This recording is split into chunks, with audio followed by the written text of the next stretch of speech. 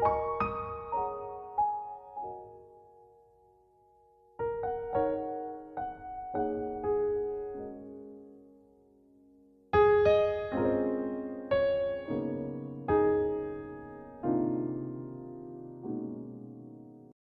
বন্ধুরা, good morning. Welcome back to my channel. আশা করি তোমরা সকলে খুব ভালো আছো এবং সুস্থ আছো। আমিও কিন্তু অনেকটাই ভালো আছি।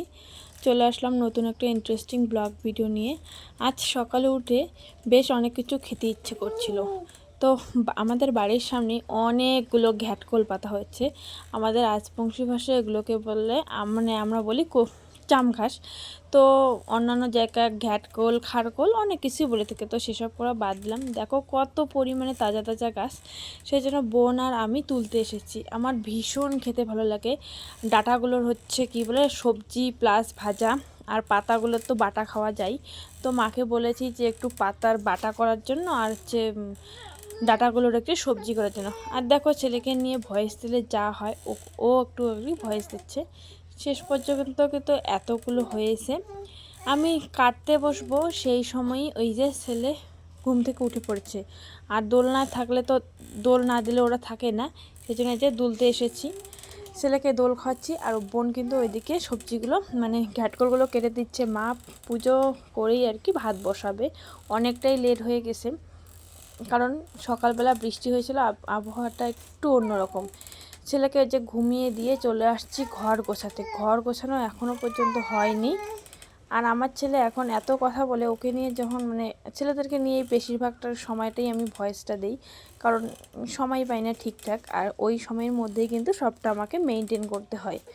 তো এই যে বিছানা গোছানো কিন্তু কমপ্লিট হয়ে গেল। কি সকালে যা কাচাকুচির কাজ থাকে সব কিন্তু আগেই একটু কমপ্লিট করে নিয়ে এসি। মানে বেশি কাচাকুচি ছিল না, কয়েকটা আগে মা মানে কেচে দিয়েছিল। বাদবাকি যে কয়েকটা ছিল ওগুলো আমি দিয়েছি, আর বাদবাকিগুলো কিন্তু এখানে ভাঁজ করে রেখে দিলাম। আর বোনরা তো টিউশন গেছে, একজন টিউশন পড়াতে গেছে, একজন টিউশন পড়তে গেছে, আরেকজন কোথায় গেছে এখন আমি কিছুই সত্যি জানি না। তারপরে যে ঘরে দেখি এতটা পরিমাণে ধুলো হয়ে যাচ্ছে, তো ঘরটা ঝাড় দিতে যাচ্ছি, সেই সময় আবার ছেলে একদম উঠে পড়লো।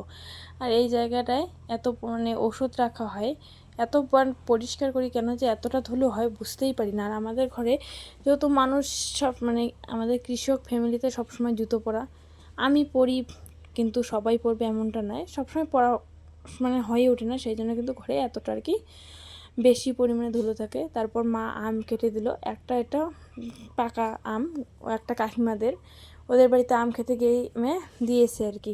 তারপরে যে বেরিয়ে পড়লাম, একটা গাছের মানে আসছে, দোকান আসছে গাছ, নার্সারি থেকে গাছ নিয়ে। ভেবেছি মা আর কি দেখতে বলছে যে দেখ তো ভালো ভালো গাছ কী কী আছে। তো তারপর গিয়ে দেখি সেরকম মানে যেগুলো গাছ নিবে ওই গাছগুলো ছিল না। কিন্তু আসার পথে এই দেখো কত সুন্দর একটা প্রজাপতি, জাস্ট প্রজাপতিটা দেখেই মনটা ভরে যাচ্ছে। আর অনেকক্ষণ কিন্তু প্রজাপতিটা এভাবেই ছিল, সেই জন্য ভাবলাম তোমাদেরকেও একটু দেখিয়ে দিই। আর এই পাশেই ছিল কিন্তু একটা সুন্দর পাখি, পাখিটাও ওখান থেকে নড়াচড়া করেনি। তারপর বাড়ি এসে এই যে খাওয়া দাওয়া করছি। আরও কিন্তু অনেক সবজি ছিল, বাট সেগুলো আমি নিইনি। আমার এত পছন্দ ঘ্যাটকল, সেই জন্য ঘ্যাটকলের সবজি নিয়েছি, আলু দিয়ে বানিয়েছিল। আর ওই যে ঘ্যাটকলের পাতার যে বাটাটা হয় এটাই নিয়েছি। সকালবেলা তো আকাশটা একটু খারাপই ছিল, খারাপ বলতে কি মেঘলা মেঘলা ঠান্ডা ছিল। এখন আবার দেখো কি প্রচণ্ড পরিমাণে রোদ উঠেছে, বাতাস রয়েছে, কিন্তু তবু কেন জানি না গরম লাগতেছে। আর চুলগুলো মানে কেটে এখন পড়ছি বিপদে। যখন কেটেছিলাম তখনও এক বিপদ, কারণ তখন চুল ওঠে, সেই জন্য চুল কেটেছি। আর এখন হচ্ছে কাটার পর এত ছোটো ছোটো হয়ে গেছে, এদিক থেকে ওদিক, ওদিক থেকে ওদিক যায়। তো সবেমাত্র খাওয়া দাওয়া করলাম, আর ছোটো ছেলেকে নিয়ে মা একটু বাইরে গেছে ঘুরতে। ভাবছি আমিও একটু হাঁটাহাঁটি করে চলে আসি। তো চলো যাওয়া যাক। তারপর দেখো এখানে মাকে আমি খুঁজে পেয়েছি। মা, আমি, আমার ছেলে, আমার বোন, তারপর আর একটা কাকিমা গেছি একজনের বাড়িতে। সেও কিন্তু আমার কাকু হয়। তো কাকু তো বাড়িতে নেই, কাকিমা ছিল, ওদের বাড়িতে প্রচুর আম গাছ। আর আমগুলো খেতে ভীষণ সুন্দর, বাট এটা আম কেটে আমার মনটা খুবই খারাপ হয়ে গেছিলো, আমটা কেমন দেখতে। তারপর কাকিমা টেস্ট করে দেখলো, বলে না স্বাদ ঠিকই আছে, দেখতে যে কেন রকম সেটাই আর কি বুঝতে পারছি না। তো এখানে আম খেতে এসেছি, আর যাব হচ্ছে রাত পোহালেই শ্বশুরবাড়ি চলে, সেই জন্য মনটা ভীষণ খারাপ। সেই জন্যই আর কি ওদের বাড়িতে একটু ঘুরে ঘুরে বেড়াচ্ছে। এখানে দেখো কাঁচা লঙ্কা, লবণ, শুকনো লঙ্কা সব কিছু দিয়ে আম খেয়েছি। এই যে যার কথা বললাম এই কাকিমাটা এসেছিলো, আর এই যে আমি খাচ্ছি, আমার পিছনে যে বসে সেই কাকিমাটার বাড়িতেই কিন্তু আসছে। আমার অনেক ভিডিওতে হয়তো তোমরা দেখেছো, অনেকগুলো আম নিয়ে বসছি। কিছু আম পোকা ছিল আমে, আবার কিছু আম ভালো ছিল। লাস্টে দেখো আমার বোন এই আমটা নিয়ে আসছে, এত বড় একটা আম, এটা নাকি মালদাই আম। এখনও না মানে অনেক দেরি আছে এটার পাকার, মানে এখনও অনেকটা, আটিটা এখনও অনেকটাই আর কি নরম, শক্ত হতে অনেকটাই টাইম লাগবে। তো কাকিমা বলে এটা খেতে খেতে ওইদিকে ভাদ্র মাসে নাকি এই আমটা একদম পেকে যাবে। তো এই আমটা তো বলে যে একটু টক লাগে, এখনও কাঁচা আছে, সেই জন্যই আর কি এখানে মাখা করার জন্য আমি আমটাকে কাটতেছি। এই যে মাখা দেখো, আম কিন্তু কুচিয়ে নিয়েছি। এখানে লবণ, চিনি, যেহেতু বলেছিল একটু টক টক লাগে, সেজন্য লবণ, চিনি, লঙ্কার গুঁড়ো সব কিছু দিয়ে ভালো করে মেখেছি। আর খেতে যা হয়েছিল না সত্যি, ভিডিও না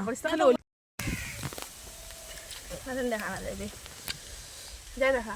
হ্যাঁ এখানে আনলু, এখানে আনতে নিন চাই বাবু, এখানে কে হ্যাঁ দুটো দাই দেখো তো আরো উঠছে নাকি পাশে বসে। ওকে ভালো লাগে কাহিমে আমটা, ওকে ভালো লাগে আমটা। মা কি হয়ে গা হ্যাঁ বোন মাতনে তো বোন কাকুদের বাড়িতে হচ্ছে আমরা আম খাইলাম, মা, আমি, কাকিমা, বোন সবাই মিলে গেছি হচ্ছে একটা কাকুর বাড়িতে আম খাওয়ার জন্য। তো বাড়িতে যেহেতু আমার বড় ছেলে আমার বাবা মানে বাবার সঙ্গে আছে, একবার ওখানে নিয়েও গেছিলো, ওইখান থেকে আসলো, মানে বাবা নিয়ে আসছে। তারপর সেই জন্য তাড়াহুড়ো করে আমিও আর কি বাড়ি চলে আসছি। এখন একটা ফোন আসলো যে আমার নাকি একটা পার্সেল আসছে, তো আমার কাছে টাকা নেই, এই জন্যে ওইখানে তো মা এখনও আছে, মায়ের কাছে যাচ্ছি টাকা নেওয়ার জন্য, কারণ 10 মিনিটের মধ্যে নাকি আসবে পার্সেলটা। তো চলো আগে আসি ওইখান থেকে, তারপর দেখা যাক পার্সেলটা নেওয়া হয় কি হয় না। ওকে তো আমি বলেই দিলাম যে আমার পার্সেল আসবে, ফাইনালি কিন্তু পার্সেলটা এসেও গেছে। আর এখানে আমি ওপেন করতেছি। আমি কিন্তু এই ভিডিওটা করছি মেনলি শর্টের জন্য, তো আমি এখনও শর্টেও আপলোড করিনি, মানে 2 দিন থেকে আমার ফোনে কোনো রিচার্জ নেই। এইখানে দেখো আমি একটা পাঞ্জাবি অর্ডার করেছি, একটা না আমি অলরেডি 3টা পাঞ্জাবি অর্ডার করেছি, 3টাই কিন্তু আমার মানে এসে গেছে। তো এইখানে আপলোড মানে এসে কী বলে এটাকে খুলে দেখতেছি যে কেমন আদৌ ঠিকঠাক আসছে কি আসেনি। বাট আমার এই যে আমি আমার যে বরের জন্য যে পাঞ্জাবিটা নিয়েছি এটা আমার ভীষণ পছন্দ হয়েছে, কিন্তু এইখানে আমি একটু ঠকে গেছি। আমি যখন পাঞ্জাবিটা অর্ডার করি সেই সময় কিন্তু আমি ওই যে পরার জন্য ধুতিও দেখি, তো ধুতিটা দেখার পরেই কিন্তু পাঞ্জাবিটা অর্ডার করেছি, নইলে আমি করতাম না। আর যেহেতু লাল সাদা কম্বিনেশন, পাঞ্জাবিটা আমার ভীষণ ভালো লেগেছিলো, বাট যদি ধুতিটা আসতো আরও বেশি ভালো লাগতো। অনেকটাই দাম নিয়েছে, কিন্তু ধুতিটা না আসাই মনটা একটু খারাপ। আর এইদিকে দেখো আমি আমার ছেলেদেরও পাঞ্জাবি নিয়েছি। সামনেই একটা আমাদের বাড়িতে মানে অনুষ্ঠান হতে চলেছে, তোমাদের কাছে মানে বলেই ফেলি, ধোঁয়াশা রাখবো না, এখনও ডেট ঠিক হয় নাই। আমার ছেলের কিন্তু অন্নপ্রাশন হবে, অনেক সিদ্ধান্ত করার পর এই যে ডেট ঠিক হয় নাই। তো যখন ডেট ঠিক হবে আমি তোমাকে অবশ্যই জানাবো। তার জন্য কিন্তু যেহেতু মানে আমাদের ওইদিকে নিয়ম কি, অন্নপ্রাশন করানোর যাবতীয় জিনিসপত্র কিন্তু দাদুর বাড়ি থেকেই দেওয়া হয়। তো এই যে ধুতি, পাঞ্জাবি এগুলো কিন্তু দাদুর বাড়ি থেকেই দিতে হয়, সেই জন্যই আর কি আমি এখানে অর্ডার করেছি। তো 2টো পাঞ্জাবি আমি অর্ডার করেছি, আমার ছেলে যেহেতু 2টো ছেলে, তো 2 ছেলের জন্য 2টো অর্ডার করছি, বাট 2টোই এতটা ছোট হয়ে গেছে বলার মতো না। আর আজকে আমার বর আমাদের বাড়িতে আসবে, আজকে না সরি কালকে আসবে। তো কালকে যেহেতু বাড়ি যাব, বাবা আর বোন কি বলছে যে কালকে বাড়ি যাবে, আজকে একটু মাংস টাংস হোক। বোন গিয়েছিলো বাজারে, যে মাংস রান্না করতেছে। তারপর বিকেলবেলা দেখো হঠাৎ করে সারা দিনটা ভালো, আকাশে একটু পরিমাণে বৃষ্টি আসলো। এতে তো আরও ভীষণ খারাপ লাগে, কারণ বিকেলবেলা কিন্তু আমার হাঁটাহাঁটি করতে ভীষণ ভালো লাগে। আমার কথা কি, সারা রাত বৃষ্টি হোক আমি নাক ডেকে ঘুমাই, কোনো টেনশন নাই, কিন্তু বিকেলবেলা যেন বৃষ্টি না আসে। এদিকে দেখো ছেলেকে পুরো পরিষ্কার করে দিয়েছি, এত সুন্দর লাগছে দেখতে কি বলবো, কারো যেন নজর না লেগে যায়। হ্যাঁ, তোমরা আবার কেউ বলো না তোমার ছেলে কি এমন সুন্দর যে তুমি বলছো এতটা সুন্দর লাগছে। দেখো আমার ছেলে আমার কাছে এতটা সুন্দর সেটা বলে প্রকাশ করানো যাবে না। তো একটু একটু করতে কিন্তু অনেকটাই বৃষ্টি, আর অনেকটা পরিমাণে মাংস নিয়ে আসছিলো, সেই জন্য একটু আবার কষিয়ে রাখলো কালকে সকালবেলা খাবার জন্য। এদিকে বোন বানাবে স্যুপ, তার জন্য এই যে রেডি করেছে।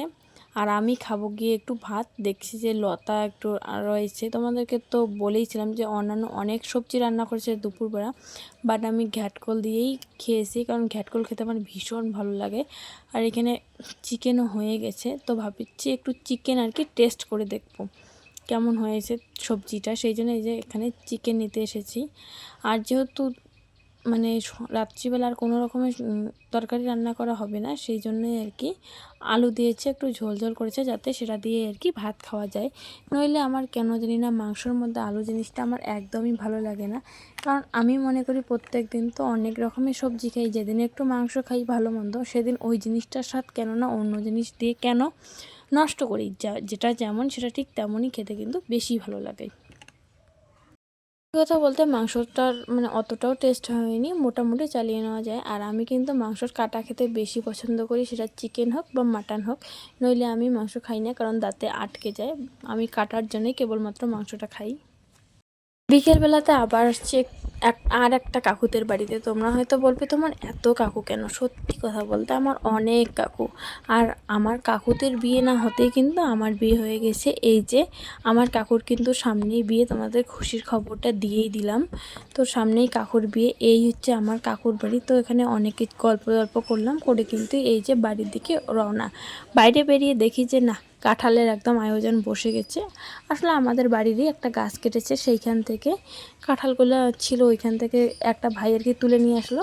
কাঁঠাল কেউ খাক না খাক, কাঁঠালের বীজগুলো কিন্তু খুবই টেস্টি লাগে। তো এইখানে ওই মানে আলোচনায় চলছে যে কাঁঠালের বীজ খুব ভালো লাগে। তো ভিডিওটা কেমন লাগলো কমেন্ট করে জানিও। বাই বাই, দেখা হবে নেক্সট ভিডিওতে।